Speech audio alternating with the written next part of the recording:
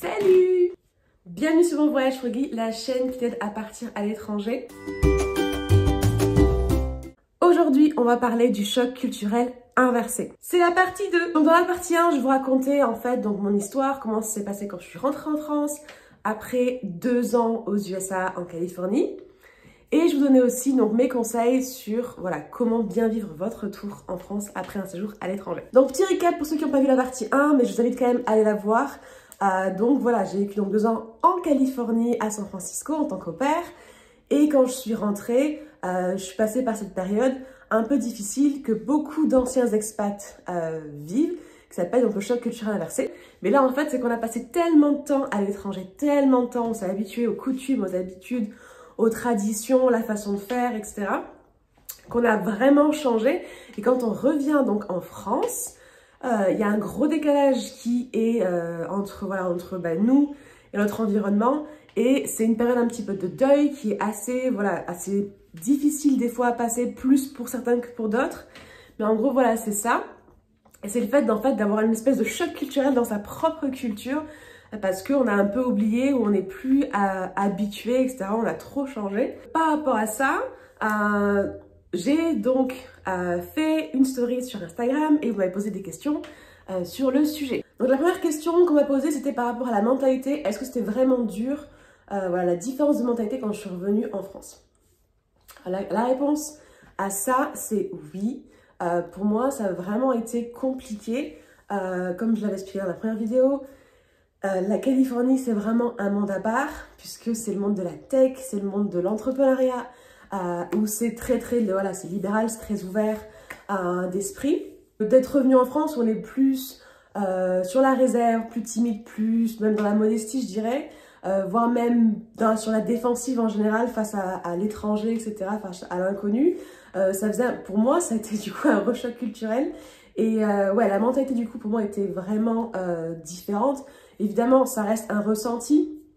Chaque personne est différente. Il y a des gens qui vont me dire oui, mais moi je suis comme les Américains, je suis comme ça, je suis comme ça. Je suis tout à fait d'accord, mais c'est vrai qu'il y a quand même un environnement, il y a une espèce de généralité qui se ressent. Et c'est vrai qu'en termes de mentalité, de façon de penser, façon d'être, pour moi ça avait été difficile. Comme j'avais donné l'exemple dans la première vidéo, sur par exemple la façon de s'habiller, où j'avais vraiment l'impression en Californie de pouvoir m'habiller comme je voulais, faire ce que je voulais et de ne pas me sentir forcément jugée plus que ça. Alors qu'en France, ça me demandait beaucoup plus de gymnastique mentale à chaque fois que je voulais sortir de chez moi, de savoir comment j'allais m'habiller, par exemple. Ou alors le fait, dans les transports en commun, j'étais habituée en Californie à ce que ce soit dans un train, un métro, la personne à côté de moi, j'étais habituée à donc échanger, discuter ou au moins juste être tranquille, vraiment pas sentir vraiment de tension. On peut se sourire facilement, en général d'ailleurs on se sourit, on se demande « Hey, how you doing ?» blablabla, etc., etc. Et c'est vrai qu'en France, pour le coup, par exemple, c'était beaucoup plus sur la réserve. J'avais l'impression que quand j'essayais de parler avec des étrangers, je les dérangeais. Par exemple, le côté, c'est de poser des questions, parce que du coup, en Amérique, ils sont vraiment dans le côté, ce qui s'appelle le small talk, qui est le fait de discuter de tout et rien quand on ne se connaît pas. Et c'est vrai que ça peut paraître super intrusif en tant que Français, mais moi j'avais pris l'habitude de faire ça, donc c'est vrai que quand j'essayais de faire du small talk avec des Français, je sentais bien que c'était pas forcément bien reçu la plupart du temps. C'était presque vécu, je pense, comme une intrusion dans l'intimité de la personne. Je sentais bien que je posais une question, on me répondait, mais on me renvoyait pas la balle de la question. Donc évidemment, je sais que c'est pas tout le monde qui est comme ça, mais c'est vrai qu'en règle générale, on n'est pas naturellement dans ce style-là de personnalité, ce style-là de comportement. Et oui, c'est vrai, sur plein de choses, en effet, j'ai ressenti la différence et je l'ai pas forcément bien vécu, puisque j'avais l'impression, comme je disais, qu'en France, on était un petit peu plus, justement, d'être rentré dans un moule, et quand on en sort un peu, c'est difficile, c'est mal vu, alors que plutôt en Amérique, je trouvais que c'était plus l'inverse, plus on se démarque, mieux ça marche.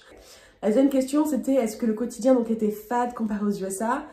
Alors oui, pour le coup oui encore, parce que bon là alors la France on s'améliore quand même, bon en ce moment c'est le Covid donc ça ne compte pas, mais à l'époque il n'y avait pas de Covid, donc je vais partir sur cette expérience là. On s'améliore de plus en plus, les villes font des efforts, il y a de plus en plus de jeunes qui créent des choses et qui lancent des festivals et tout ça, mais il n'empêche quand même que les Américains sont connus pour être extrêmement extravagants, à faire beaucoup de fêtes, beaucoup de choses, beaucoup d'animations sans arrêt, gratuites aussi. Donc c'est vrai que il n'y en avait pas à la même échelle, ça existe en France, mais c'est pas du tout à la même échelle. Donc c'est vrai que ouais, en termes de quotidien, le fait comme ça de pouvoir toujours avoir un truc à faire, vraiment des fois des gros événements qui sont vraiment impressionnants, malgré tout qui sont gratuits, c'est vrai que ça me paraissait un peu plus fade au quotidien. À Montpellier, où je vivais à Montpellier, il y avait des choses, il y a eu des choses, c'est clair, mais en comparaison avec ce que font les Américains, même dans les petites villes, c'est vrai que ça me paraissait un peu plus simple. Voilà. Il y a des choses, mais c'est vrai que aux USA, en général, j'ai trouvé que c'était beaucoup plus animé que ce que nous faisons en France. Une autre question, c'était qu'est-ce qui a été le plus difficile au retour? Le plus difficile, dans mon cas, je dirais l'environnement, mais en fait, c'est vraiment personnel à mon histoire, dans le sens que quand j'étais en Californie, donc je vivais dans un quartier extrêmement aisé, donc voilà, donc j'avais un milieu de vie qui était super confortable, comme je l'expliquais, ceux qui ont vu mon blog. J'avais donc ma propre indépendance, on avait une piscine, un jacuzzi, donc la Californie dit que voilà, c'était... il y avait plein de choses à faire autour, San Francisco, etc. J'avais ma petite voiture et tout ça. L'ambiance du quartier, de la ville était très très agréable aussi. Donc j'avais vraiment plein d'amis, voilà, je m'étais vraiment construit une vie en fait sur place, dans laquelle j'étais bien, dans laquelle je me plaisais énormément. Et en fait, quand je suis revenue en France, donc j'ai fait mes études, je suis partie à Montpellier. Et n'ayant pas les moyens d'aller dans les quartiers riches, à Montpellier forcément, là pour le coup je suis dans les quartiers un peu plus nord, donc automatiquement ça m'a vraiment changé d'ambiance. Et puis le fait de me retrouver toute seule aussi, de plus avoir mes amis, plus avoir mon copain, être loin de tout et voilà. Donc ça a été, je pense, moi le plus dur, ça a vraiment été le fait de laisser en fait, laisser tout ce que j'aimais, de plus y avoir accès en fait, et de me retrouver dans un environnement qui était beaucoup plus dur.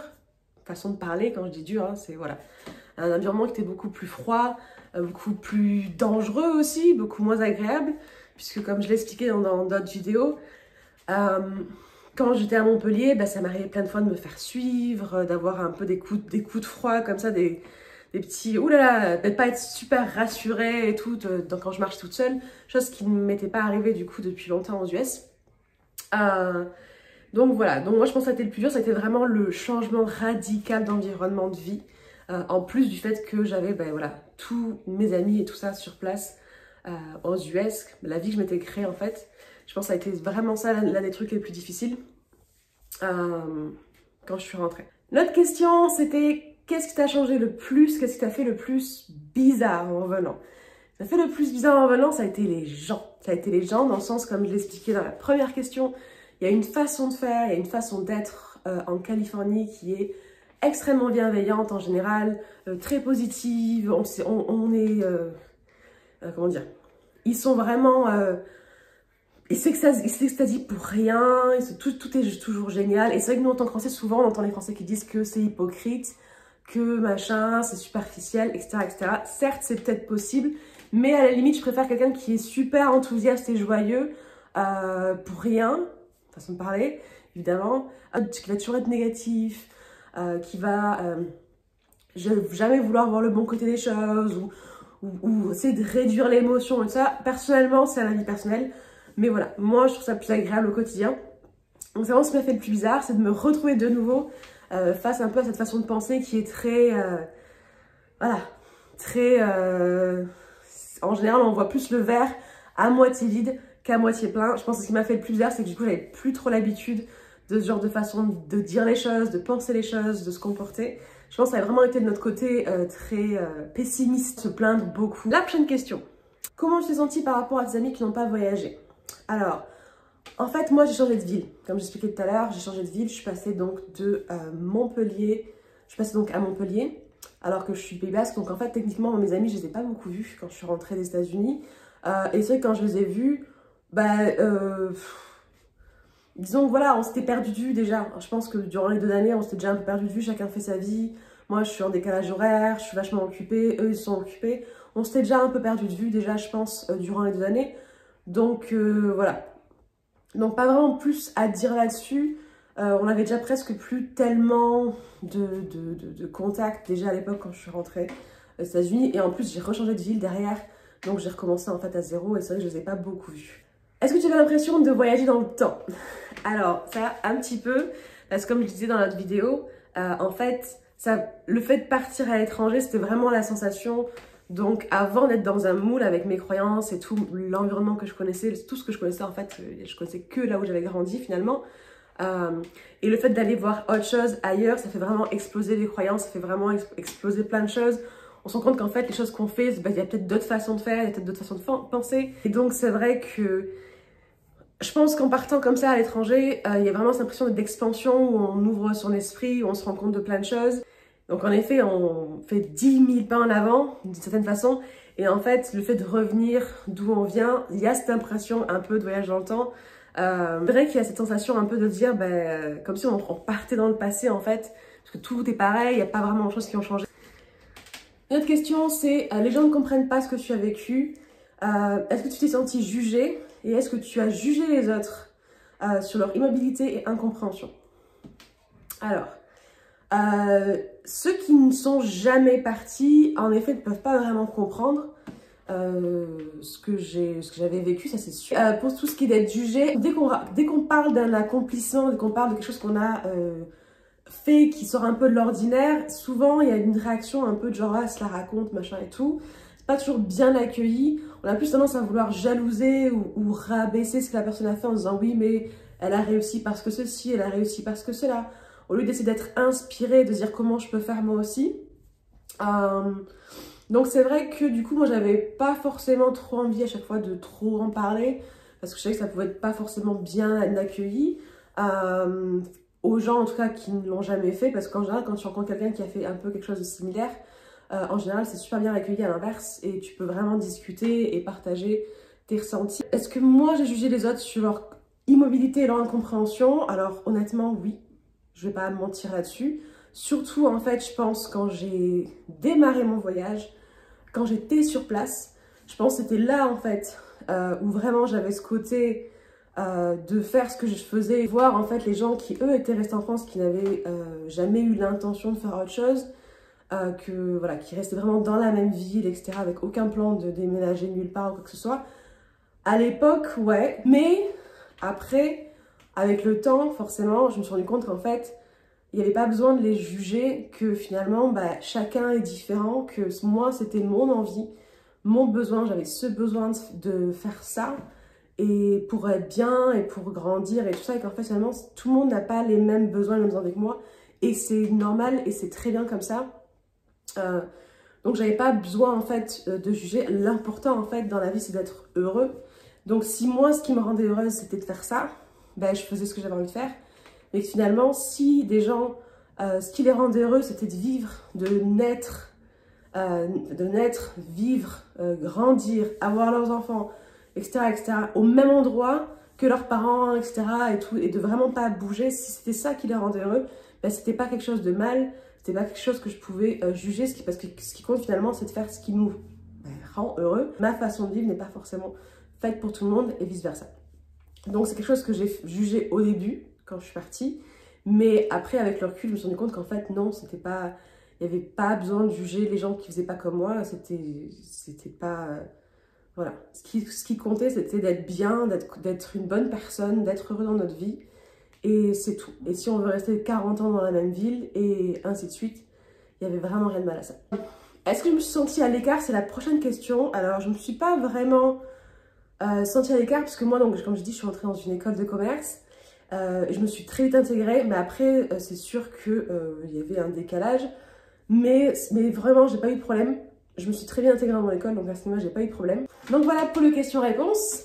J'espère que ça vous aura un petit peu plus aidé. Je sais qu'il y a des gens qui sont à l'heure actuelle dans cette situation-là. Donc c'est pour ça qu'il y avait eu ces questions. Moi, tout ce que j'ai envie de vous dire, c'est, comme je disais dans la première vidéo, c'est normal. Tu te dis, je vais partir donc au pair, ou je vais partir faire un PVT, ou j'en sais rien. Bref, un truc à l'étranger. Mais en fait, ce qui te motive aussi, plus que le voyage, machin, c'est peut-être que tu as un environnement qui est toxique, par exemple. Tu as une famille qui est très toxique. qui fait plein de problèmes, machin, tu t'es pas forcément bien chez toi. Donc c'est un des trucs qui t'a aussi motivé à dire j'en peux plus, j'ai besoin de prendre l'air. Tu t'es séparé par exemple, je sais pas, t'as vécu un truc particulier dans ta ville ou tu... Enfin, peu importe, il y a quelque chose qui derrière en fait t'a motivé à partir qui est pas forcément une bonne chose, non, enfin pas une bonne chose mais un truc qui fait mal en fait. Il y a une blessure quelque part derrière ton choix de partir, tu fuis quelqu'un, tu fuis quelque chose, tu te fuis toi-même, peu importe. Il y a quelque chose vraiment derrière qui est douloureux en fait, derrière ton départ. Je pense que c'est là en fait que ça peut être le plus violent le retour. Parce que du coup, tu pars à l'étranger pour te découvrir, voyager aussi, pour fuir cette chose-là. Et quand tu reviens, bah, tu la retrouves en fait. Tu la fuis pour un moment, tu as été tranquille, voilà. Mais tu reviens, elle est toujours là. Par exemple, ça peut être juste l'environnement. T'aimes pas ton environnement, la façon dont les gens de ton village, ta ville pensent, se comportent, etc. Quand tu reviens, ça ne sera pas changé, ce sera pareil. Donc tu auras eu la paix pendant 1 an ou 2 et tu reviens et tu te retrouves de nouveau face à tout ça. La différence, c'est que maintenant, t'as changé, tu t'es habitué, machin, et il faut que tu reviennes en arrière et que tu réaffrontes ces démons-là. Donc, c'est pour ça que je pense qu'il faut être super honnête envers soi-même sur toutes les raisons pour lesquelles on part et peut-être même faire un travail pendant ton séjour là-dessus pour quand tu reviennes, justement, tu as un peu les armes pour pas vraiment mal le vivre. Si vraiment ça ne va pas, s'il y a des raisons négatives derrière votre départ, il faudra peut-être penser à aller voir quelqu'un, un coach, un psy, peu importe, pour vous aider à aller creuser de ce côté-là et comprendre voilà, qu'est-ce qui se passe. Parce que soyons honnêtes, à part, comme je disais, le côté un peu étudiant, où des fois on est un peu forcé de le faire, un stage, machin, etc. Dans beaucoup de cas, les gens, s'ils sont confortables chez eux, si voilà, ils ont 20 ans, 21 ans, ils ont un copain, une copine, une famille avec qui ça se passe bien, ils ont un petit boulot qui leur ramène de l'argent. Souvent, quand on est vraiment dans le confort, quand tout va bien, il y a peut-être moins de raisons de partir. On se dit, j'ai tellement tout ici, pourquoi je lâcherais tout? J'ai remarqué en tout cas qu'il y a beaucoup de gens qui partent à ces âges-là à l'étranger seuls et font ce genre d'aventure quand leur environnement actuel est pas du tout positif ou quelque chose les dérange et c'est ce qui les pousse à partir. Quand tout va bien, quand tout est confortable, on a plus tendance à se dire mais pourquoi le faire? Et si on le fait, même si tout va bien et qu'on le fait quand même, dans ce cas il y a des chances aussi que le retour soit plus tranquille puisqu'on revient dans un environnement qu'on aimait, qui nous a même manqué, parce qu'il y a des gens qui partent carrément, qui ne finissent pas leur aventure, qui sont tellement en manque de leur ancienne vie. Il y en a qui ne vont pas au bout, par exemple, du programme au pair, voilà, leur vie d'avant leur manque tellement qu'ils abandonnent leur travail, machin, l'aventure à l'étranger, ils la laissent tomber pour revenir d'où ils viennent. Donc il y a ça aussi comme scénario. Donc c'est pour ça que on peut évidemment partir quand tout va bien, mais forcément le retour sera sûrement beaucoup plus souple, beaucoup plus agréable, beaucoup plus flexible. Et comme cette vidéo-là, elle parle du fait de rentrer en France et d'être mal dans sa peau, je mets l'accent sur le fait qu'en général, ça peut être aussi une des raisons, le fait que si vous êtes mal chez vous, dans votre environnement avant de partir, il y a de grandes chances que ce soit aussi pour ça que ce soit aussi violent de rentrer. Donc voilà, n'hésitez pas à mettre, si vous avez d'autres questions, dans les commentaires. Il n'y a vraiment pas de souci, j'essaierai d'y répondre. N'hésitez pas aussi à me dire s'il y a d'autres vidéos qui vous intéresseraient, d'autres choses sur lesquelles on peut discuter. Voilà, donnez-moi vos idées dans les commentaires, ça me fera super plaisir. Pour ceux que ça intéresse, comme d'habitude, vous pouvez rejoindre le groupe privé sur Discord. Tous les liens seront dans la bio. Il y a aussi moi qui peux vous accompagner personnellement si vous avez besoin vraiment de discuter. Vous voulez qu'on discute avec moi personnellement, pas via un live, pas sur Instagram. Je fais aussi cet accompagnement, c'est pareil, le lien sera dans la bio, donc n'hésitez pas. Donc en tout cas, je vous dis à la prochaine. Merci pour tout, merci d'avoir regardé cette vidéo. Et je vous dis à très très vite. Salut, salut!